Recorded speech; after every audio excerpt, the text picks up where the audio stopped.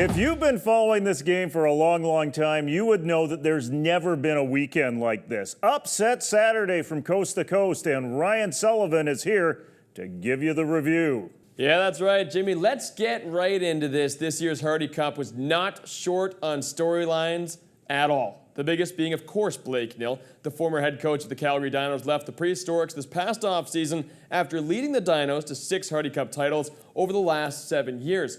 Now, in just his first year as the head man at UBC, he was looking to do something the school had not done since 1997, and that, of course, win the Hardy Cup. So to Cowtown we go, T-Birds, Dinos. There's a shot of Coach Nill, who's facing off against his old assistant, Wayne Harris. It's Nill's Birds that get on the board first, however. After kicking a rouge on the opening kickoff, Quinn Van Gilswick nails his 3-banger from 27 yards out. UBC up 4-blank just like that. Minutes later, Dinos pivot Jimmy Underdahl caps off a 4-play, 101-yard drive with his plunge from 1 yard out. Dinos take their first lead, but it did not last long. 2 minutes later, Marcus Davis hauls in this Michael O'Connor pass. That's a 12-yard connection for the score. T-Birds back out in front by 4. Calgary cut that lead down to 1 after Johnny Mark nailed a field goal from 42 yards out. But on the next UBC series, Davis strikes again. O'Connor floats it up in the direction of Marcus Davis, who gets it and gets to the promised land for his second touchdown of the afternoon, a 33-yard pass and run, and the Thunderbirds extend their lead. Marcus Davis with his second major, this one from 33 yards out, on a perfectly placed pass from O'Connor. UBC extends its lead to 8 points. That lead would grow to 15 after T-Birds backup pivot Trevor Casey capped off a 4-play, 85-yard drive on an option play that our very own Gord Randall is in love with. Look out for a breakdown of that later in the show. However, the Dinos weren't going to just roll over and die. Under 2 minutes before the break, Calgary pivot Andrew Buckley on play action hits Mac Sarrow from 18 yards out, cutting the T-Birds lead back down to 8. Second half, and Van Gilswick shows why he's going to garner some attention from NFL scouts. QVG nails his 3-banger from 46. He could have hit that from 60. Late fourth Q now, and finally the Dinos get the big red truck on the road. Mercer Timmis caps off an 8-play, 80-yard drive with his 2-yard major.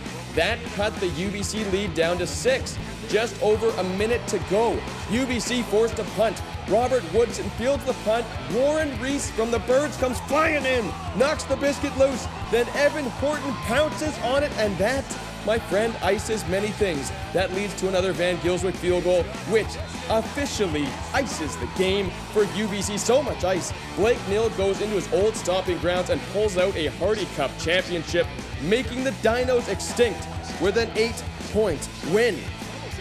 Whew, let me catch my breath. I mentioned this on last week's show, but it's worth repeating. The last time the T-Birds won the Hardy Cup, our very own Shawn Olson was the starting slinger. That, my friends, was a long time ago. Sorry, Shawn. All right, so UBC is in the UTEC. Let's find out now who they'll be facing. St. FX and Mount Allison met in the Loney Bowl for a second consecutive year at the home of the Mounties. That, of course, Alumni Field in the lovely town of Sackville, New Brunswick. Mount Allison looking to be the first team since the 2009 St. Mary's Huskies to win the Jewett Trophy for a 3rd year in a row. But this X-team is matched up well with the Mounties, and we're looking to win the Loney Bowl for the first time since the mid-90s. To the East Coast we go, X-Men versus Mounties. X gets down 6-0 early on, but take their first lead in the second Q. Tavon Cook with the deep ball that Randy Roseway hauls in R-squared, takes it 67 yards to the house. X takes a 1-point lead in the process. X had problems all day holding on to the leather, though. Mount Allison forced 6 fumbles, which they recovered 4. Under a minute to go, St. FX down 1 point. Freshman kicker Jonathan Heidebrecht nails the field goal from 41 yards out. The X-Men bench erupts, but there's still 45 seconds left on the clock. However, X still puts it to bed. Mounties pivot, Brandon Lay's pass gets picked by Hayden Peters, which seals the win for St. FX. The X-Men break a 19-year drought, winning the school's first Jewett Trophy since 1996, taking this one by 2. It wasn't a masterpiece of a win for the X-Men, but they'll take it nonetheless. In St. FX's 2 playoff wins, running back Ashton Dixon is averaging 153.5 rushing yards per game. So we're all set. The 2015 UTech Bowl will see UBC travel to Antigonish, Nova Scotia to face off against St. FX. If you said you had these two teams in the national semi at the start of the year, you, sir, would be a liar. All right, now we've seen who's in this year's UTech Bowl. Let's head over and find out who will be representing the Q in the Mitchell Bowl. Last year, the Montreal Caravans broke the Laval Rougeors' 11-year run of Dunsmore Cup titles while en route to winning the school's first ever Vanier Cup. Fast forward to this year's Dunsmore final, and once again, it's the Bleu et Blanc facing off against the Red and Gold. Just who would prevail this time around? To Peps we go to find out. The Caravans very confident coming into this one, having hoisted the Dunsmore here just 1 year ago, while Laval hasn't lost consecutively in the Dunsmore final since 2000-2001, and it's the defense that sparks the Red and Gold early on. Laval sacked Caravan pivot Gabriel Cousineau 5 times in this game, but Cousineau did some damage of his own. With his squad up 3-0 in the second Q, he goes to the air. Regis Sibasu comes down with the pigskin, puts the defender in a spin cycle, eventually going down at the Laval 12. The Laval's D steps up once again. Guillaume Tremblay-Labelle turfs Cousineau, stuffs him down into the ground. MTL settles for another 3-banger from Louis-Philippe Simoneau. LPS would add another before the half to extend Montreal's lead to 9-1 at the break. Third Q, the blue and white bust the game wide open. Tourne en charrière, course en plein centre, et ce sera un autre premier essai vers la zone des buts, et ce sera un touché pour Gabriel Parent. Gabriel Parent, please stand up. That's a 35-yard major, and just like that, it's 16-1 for Montreal. But on the ensuing kickoff, Maxime Boutin sparks some momentum for Laval. Boutin takes the rock 55 yards on the return all the way to the Montreal 36-yard line, where just 2 plays later, Hugo Richard connects with Felix Faubert-Lucier with this 20-yard major. Laval suddenly right back in this game. Fourth Q, Richard scores the goal line plunge that capped off a 7-play, 72-yard drive that was helped along by an MTL roughing the passer penalty. Caravan lead cut down to just 2. So Laval goes for the 2-point convert, and they get it. Anthony Auclair takes the Richard shovel pass into the fake red grass, and we've got ourselves a tie ball game. Just over 5 minutes to go. Simoneau misses the 31-yard field goal, but does boot it through the end zone to earn the single to give the Caravan a 17-16 lead. This is RSEQ football at its best. Minutes later, on Montreal's next series, Shawn Thomas Erlington puts the Caravan deep into Laval's zone with his 43-yard pickup. But the Caravan can only muster a field goal attempt that Simoneau misses again. He does pick up another single. MTL lead now up to 2, but Laval does not back down. Just over a minute on the clock, Richard scrambles out of the pocket, fires a deep prayer that gets answered by Felix Lechasseur. That puts Laval inside the Caravan 30. They get it to the 19, where with no time left, Dominic Levesque's chip shot of a field goal gets blocked. Big number 91, Junior Luke, gets his hand on the leather. Montreal stuns the Peps faithful, taking the Dunsmore for a second consecutive year, winning this one in absolute dramatic fashion. Thomas Erlington's playoff success continues. In the Caravan 2 playoff wins this postseason, STE has rushed for, get this, 411 yards. Montreal punches their ticket to the Mitchell Bowl, but just who would they meet next? All right, over to the OUA now, where the Yates Cup featured the matchup everybody had been waiting for. The Guelph Griffins facing off against the undefeated Western Mustangs. You see, the two perennial OUA powerhouses didn't meet one another this year, and many believed that they would be in the Yates final. And, well, that they did. However, the Purple Ponies were without all-star QB Will Finch. Would that be the difference in this game? Over to London, Ontario we go to find out. Griffins, Mustangs, let's go. Midway through the first Q, and it's Finch's understudy who gets the Stangs on the board. Stevenson Bone calls his own number, and he takes the rock 11 yards in for the major. Western takes a 7-0 lead. Second Q, after a Gabriel Ferraro field goal cut the UWO lead down to 4. Bone was at it again, scoring his second major on this goal line plunge. Western takes a 14-3 lead into the break. To the third we go, and it's Guelph's pivot James Roberts' turn to dive into the end zone. That TD capped off a 3-play, 27-yard drive. Western lead cut to 4 right before the end of the queue. Mustangs kicker Ben Kelly nails his 38-yard boot to grow the Western lead back to 7. Let's head to the fourth, where Guelph evens the score. Roberts looking end zone. Jacob Scarfone comes down with the leather. That is a 36-yard major, and Roberts, he is fired up. Guelph would follow up that score with 2 field goals from Gabriel Ferraro, the first from 23 yards out, the second from 14 yards. Griffins now with a 6-point lead in the final minutes. Western drove the ball to the Guelph 10-yard line, and then on 2nd and goal. Throwing downfield, it's complete but not enough. Sanvino is stopped short. The Griffins have won the Yates Cup on the final play of the game. Bone's throw comes up short. Guelph holds on and wins its first Yates Cup since 1996, taking this one by 6. What a performance from the Griffins, rallying back from an 11-point deficit in the second half for the win. Linebacker John Rush was the game's MVP after recording 12 tackles and 3 sacks for the mythical Creatures. And now the national semifinals are complete. This year's Mitchell Bowl features the reigning Vanier Cup champs Montreal facing the surprising Guelph Griffins, who are finally back in the Final Four.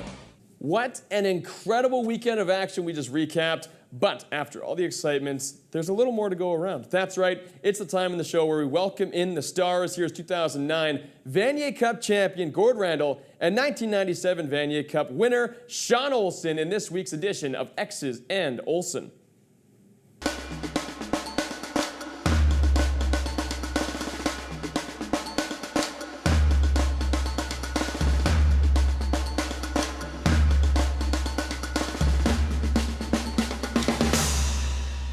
Thanks, Ryan, and welcome to this week's edition of X's and Olson. This week, we're going to talk about a really interesting personnel package that UBC brings out in their short yardage and goal line situations. They bring backup quarterback Trevor Casey on. They have 3 running backs in the backfield, and they've done some really cool stuff off it, culminating in an awesome play that they ran for a touchdown in last week's Hardy Cup. Coach, walk us through a little bit of what UBC does in this formation, how their personnel package lines up, and what they've set up here. Well, one of the cool things about what they do is it's a mix of old school football with a little bit of new school creativity. So the first thing they do here is they have 2 receivers.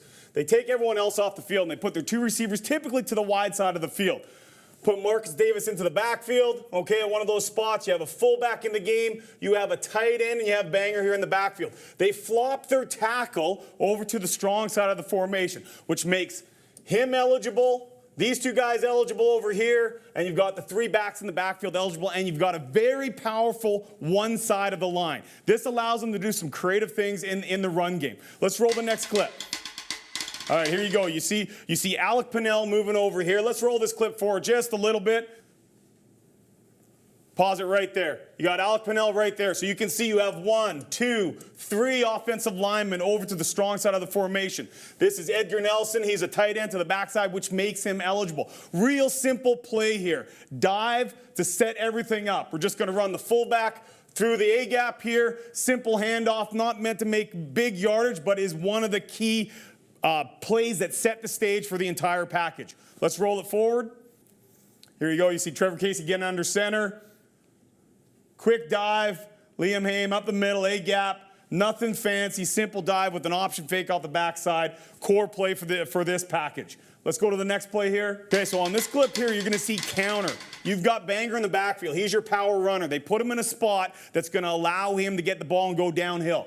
Simple counter, you're going to have down, down, down. You're going to pull, kick out, pull, lead, and we're off to the races, okay? We have dive, basically a fake over here where you're filling for that pulling defensive end, and option here, and we're going right down into that gap. Big play. They've had big yardage on this play with Brandon Deschamps. Let's roll this clip forward. You know, and Coach, this is a great use of personnel because you got Brandon Deschamps, who's a bit of a hybrid power type of tailback. You've got Liam Haim in there, who's a true fullback. And then you've got a third dimension in Marcus Davis, who you saw running the toss there, who's a pure speed guy and a great guy to be used on those outside run plays. Really interesting options for UBC and good use of the personnel there. And one of the things I love about that is that's a core run play for them. They just run it out of a different set. That's good coaching, that's good scheme, that's good use of personnel. Now here's the main event for UBC, and you old school football fans out there might recognize this as wishbone. This is typical wishbone football. They're setting up triple option here. This was a touchdown in the Hardy Cup last weekend. You are going to see Liam Haim. He is going to motion over here. He's going to kick out this guy on the edge. These two guys on the front side. This is Alec Pennell right here. This is Will Latu right here. He's going to down block inside. You are going to leave this guy right here. He is going to be Trevor Casey's read. Let's run that forward just a little bit. All right, run it forward, and there we go. So you are going to see this is option number 1 on the triple option. Trevor Casey himself is option number 2, and then Marcus Davis is emergency option number 3 out here. Trevor Casey is reading 77 right here. He sees him crash down, which tells him instead of handing the ball to Deschamps, he's going to keep it himself, pull the ball out, and run to the outside. Roll it forward a little further, please.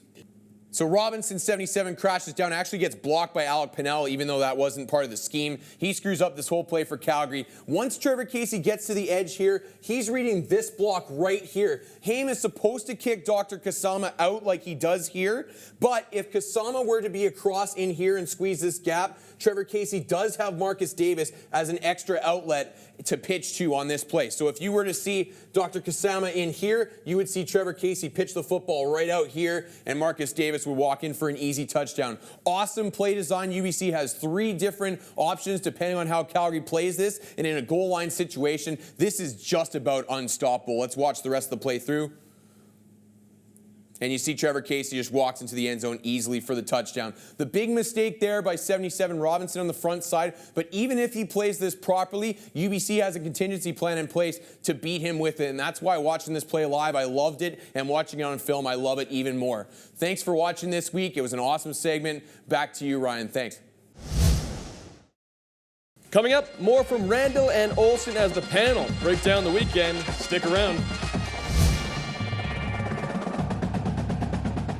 Krown Produce secures produce locally and from around the world for Canadian retailers. Krown Produce is also proud to secure sponsorship of university football on Shaw. Krown Produce, supporting Canadian retailers and Canadian amateur football. All we are talking about this week are remarkable upsets, and that's because that's all we've got. But what has to be the story of the year in the CIS is the UBC Thunderbirds. They were a team on the brink of extinction coming off that 2-6 season. They're now 9-2 overall, and they're 1 game away from returning to Quebec City for the Vanier Cup, and that's where they started this season with a win over Laval. When the mind surrounding the UBC program developed the resolve to win, they just went out and did it. Gord, what does this win mean for UBC as a program and the rest of the conference? Well, for UBC, it's nothing but great news. The rebuild's way ahead of schedule for them. Running into Dave Sidhu after the game, the guy's totally ecstatic right now. For the rest of the conference, all of a sudden, the Calgary Dinos dynasty that we were talking about even as recently as last week is all of a sudden has not come out of the conference for 2 straight years now. So maybe this elusive parity thing is back in the Canada West. But watch out for this UBC team, because as much as it appears to be a changing of the guard, this is still Blake Nill appearing to dominate this conference. So it'll be interesting to see what things look like next year and beyond, especially with a very young UBC squad. A great segue by this guy, so I've got to ask you the question, Shawn. Has the window closed on the Calgary Dinos? Well, you know, one of the things I like to joke about is that let's not get into 2016 until 2015 is done. And Calgary's going to be there. They have a good base of talent that is young talent, just like UBC, just like Manitoba, just like Saskatchewan. And every year is a new year. So I think Calgary is going to be back. They're going to have a different flavor. They're going to have new talent. Losing Andrew Buckley will be the big question mark. Can they replace him? Can Jimmy Underdahl, who has been his understudy for a number of years, step into those shoes? But they're not going anywhere. Let's look to the second half of the bracket with the Loney Bowl. Most of us here thought it was an upset special, and we were correct. But here's X on the road in Sackville, losing the ball 4 times off 6 fumbles. How does that happen and you get a win out of it? Well, good point, Jim. There's not many occasions where you are -3 in the turnover battle for a game and still come out with a win. The one thing that I will point to is their defense was amazing in that game. 212 yards total offense for Mount Allison. That is a dominant performance, and they're going to need that versus this upstart UBC team coming into Antigonish. And if you're X-Men head coach Gary Waterman, this is huge for you and your program. St. FX up in Antigonish, Nova Scotia, probably the most remote team in that conference and the team that's had the biggest drought by far, this being their first Loney Bowl title since 1996. And you get the extra added bonus of being able to host the UTech Bowl this weekend and have that exposure for your campus. It's all good news for the X-Men, at least until Saturday afternoon when things might come crashing back down to earth in a hurry. It has to be a perfect storm for X to stay close in this one. They need to play the most perfect game of their careers with perfect specials, ball management, and hope that that 4-hour jet lag for the Birds has them sluggish coming out of the blocks. You might want to throw a nor'easter in there as well, Shawn. Why is UBC, in your mind, going to roll in this one? Well, it's funny. This has some eerie similarities to the '97 team. Got on the roll late, going to the Atlantic Conference, playing a upstart team from one of the the smaller centers in the AUS, and some of the big dogs have fallen off the wayside in some of the other games. I think UBC is going to roll because Canada West typically is a bit more of a more competitive conference than the AUS. You never know what you're going to get, and that's why they play the games. But I expect that they're going to be able to go in there to home field advantage for St. FX and be able to come out with a win. Jim has already alluded to a couple of factors that can help keep X in this game. I particularly like the weather point. Antigonish on the northern coast of Nova Scotia. The wind is always whistling there, even in the nicest times of year. In mid-November, it's going to be pretty ugly, I suspect, this weekend. Also on the offensive side of the ball, they've got some athletes over there. Tavon Cook, we've talked about on this program in the past. Ashton Dixon, the AUS's nominee for the Heck Crichton Trophy this year, had a monster season. He's a very skilled running back. You've also got guys like Roseway in the receiving core, a fifth-year guy out of Ottawa. There's some talent there on offense for X. I don't know if their line holds up all the way across the board, but they can potentially pick apart this UBC secondary with a good game plan. Okay, picks for this game. I have UBC by 18. I'm going UBC by 3, but it's going to be a battle. And I have it somewhere in the middle of that. I think that FX will find a way with the home field advantage to keep this one semi-competitive. When we come back, a preview of the Mitchell Bowl. Stay tuned. The CFL and our partners at Football Canada want to make sure we keep growing, promoting, and investing in a safe game. Hit! Football Canada now requires all amateur coaches to be safe contact trained by 2017. By creating a standard of safety for all in our football community, we're making an already great game even better. Make sure your youth coach is safe contact trained, because making a safe game means making a better game.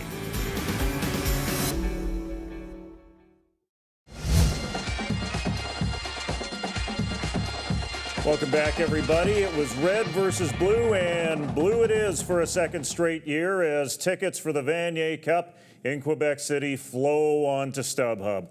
Laval turned over the ball 4 times. Montreal's specials were just awful in this game, with the exception of a blocked field goal when they needed it the most, Shawn. Well, you know what? The Quebec Conference has been turned on its head the last couple of years. Laval, who had been dominant for a decade, now it's Montreal. They did have a chance to win the game, but at some point when you turn the ball over as many times as they did and give up 2 rouges at the end of the game. I mean, that ends up being the difference. It's 2 missed field goals that turned into single points, and now they're going home and Montreal's going on. Not just a chance to win the game. Laval had many chances to win this game, and it looked like it was in the cards for them, particularly with the aforementioned missed field goals in that 4th quarter. But Montreal, just as it did in the Vanier Cup last year, comes through with a field goal block when everything's on the line. But the guy I want to shout out to is their running back, Shawn Earlington. This guy was a beast for them all day against a Laval defense that's probably the best in the country, if I'm going to be frank. And he ripped off, at the biggest of times, a huge 43-yard run to almost run out the clock for Montreal and put Laval out of it. Laval still had a chance to drive down and attempt the game-winning field goal, but this guy was awesome for Montreal. Keep your eyes peeled for him this week. Would it be too simplistic to say that losing Will Finch compromised play action to the point where the run game just completely expired for Western. You had Bone leading the rushing attack with 86 yards rushing. Well, I think one of the problems when you lose a guy of Will Finch's caliber is that you just don't have a second guy at the same level. And whether it was play action, whether that had some contributing factor to the run game, the fact is you don't replace a guy like Will Finch or a guy like Andrew Buckley or any starting quarterback at a high level of football. Stevenson Bowen did a good job. He managed the game as best he could. They couldn't get the run game going, and that led to some deficiencies in the overall offensive plan. But again, they were up in the fourth quarter. They couldn't close the game.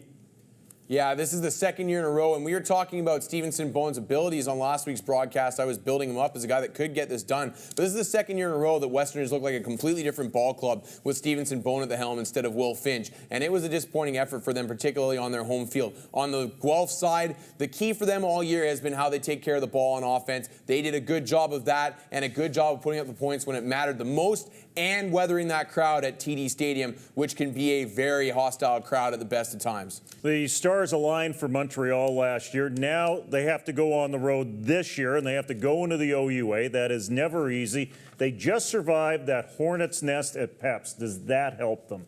And this is going to be a different environment for Montreal. Not as big as Peps by any means, but this Guelph crowd is going to be fired up for their first national semifinal appearance since also 1996. It's going to be a very interesting environment, a game I'm looking forward to watching, and a game where Montreal is going to have to come out early and take that crowd out of it quickly before the momentum builds to a frenzy pitch.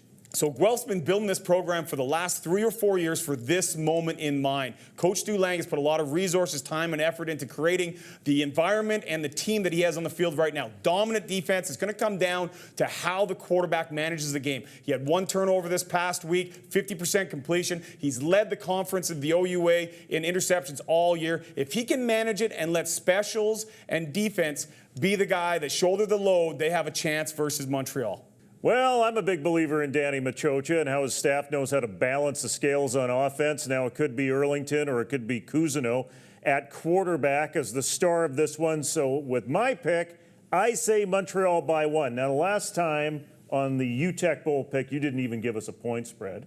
You chickened out on it. Give us at least a point spread on this one. I can do you one better, Jim. I'm going to give you an exact scoreline. It's going to be a 20-10 Montreal victory. I think that they're going to be way too much for that Guelph offense to handle. I think you're going to see a couple turnovers factor in for that Montreal defense. This is going to be a low-scoring Montreal-style game if Montreal is going to win it, and that's what I think is going to happen. 20-10, the final score for the Carabin. Okay. Go ahead. You got to go out on a limb on this one. Well, out on a limb, I'm just going with what I think is going to happen. I think Guelph's going to win. Home team has got the advantage in this situation. No travel. Everything's in their favor. I'm going Guelph by 7. There you go. So everybody, let's get out to the game.